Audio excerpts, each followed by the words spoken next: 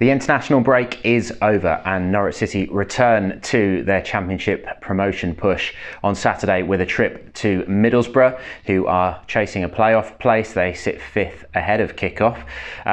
Probably not going to be any changes to the Norwich team from what we've seen in recent weeks. 6 wins on the spin, same starting 11 in each of those games from Daniel Farkas, so you wouldn't suspect there'll be any changes. We're speaking ahead of Friday's pre-match press conference, so if there are any injury issues, if any of the players who have come back from international duty have issues, then of course that could affect things. But the players we're looking at in those respects, Max Aarons was away with the England under-19s, Ben Godfrey with the under-20s, Teemu Pukki played 2 games for Finland, Jamal Lewis 2 for Northern Ireland, Tim Closer didn't play for Switzerland, he was an unused substitute, and Kenny McLean did play 1 game for Scotland and scored as well in San Marino. So as long as they've all returned fit and healthy, then you would have thought Daniel Farkas will stick with the same team at the Riverside. In terms of the home team, they're on a bad run of form. They've lost 3 on the spin.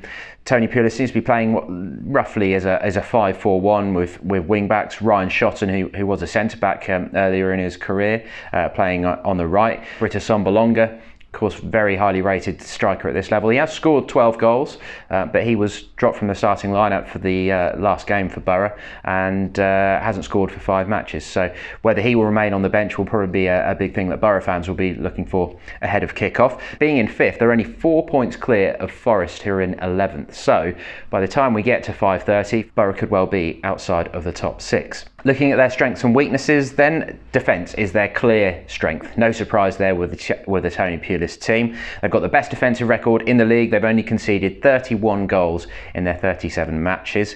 Compare that to Norwich, who've conceded 17 more goals, but of course sit top of the table. Far more entertaining season, I'm sure. And going hand in hand with that, aerial strength with big boys at the back like Adam Flint, Danny Ayala. No surprise, they average 53.1% of their aerial duels won in games this season. In terms of weaknesses though, they don't score the goals to make up for that, or to build on that defensive strength. They've scored 40 in 37 games and only 3 teams have managed fewer than that. Compare that with Norwich and they've scored 77, nearly double the amount.